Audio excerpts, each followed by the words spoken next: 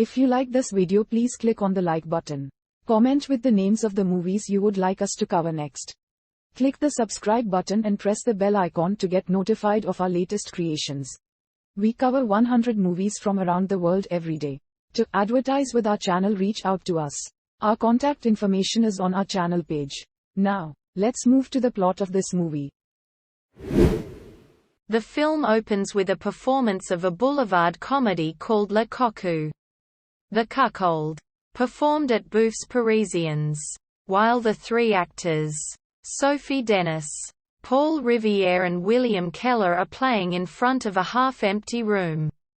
They are suddenly interrupted by Yannick, a night parking watchman living in Milan, who explains to them that he finds the play bad and it can't make him forget his daily problems. He took an extra day off, traveled 45 minutes to Paris and walked another 15 minutes to see the play.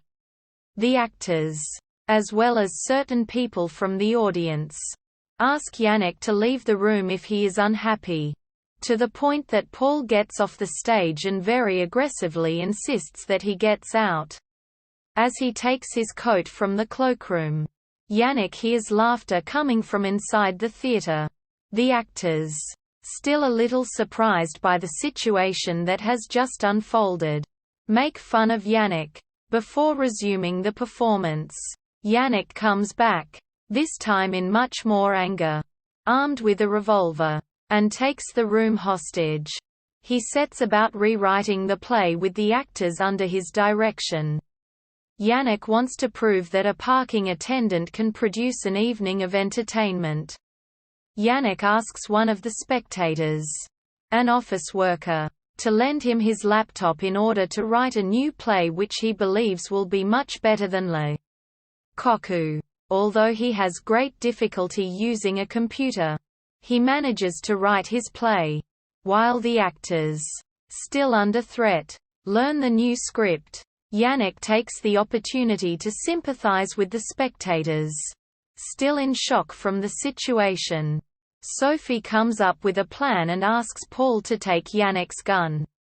Paul asks Yannick to chat with him, then takes advantage of a short moment of inattention to take his gun. Paul suddenly becomes aggressive, humiliates Yannick for all the harm he has caused and orders him to get on the ground and lick the floor. Yannick makes fun of Paul and doesn't believe that the latter knows how to use a weapon until he shoots at the ceiling.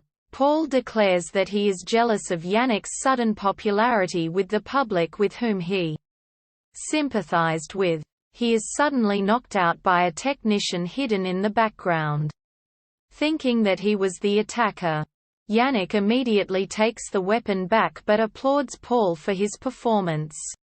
His applause is followed by the audience and Paul and the other actors thank them. Yannick's play begins. Paul plays a doctor, Sophie the assistant and William the dead man. The assistant performs an autopsy on a corpse but is corrected by the doctor, who explains to her that the dead man is not really dead and that he is just lacking love. The assistant kisses the dead man, despite his bad breath, and he wakes up. The actors play as best as they can, with the script in hand, full of mistakes and bad wording, but the audience laugh throughout the performance. Yannick, behind the scenes, watches the play while discreetly giving directions to the actors, then cries of joy.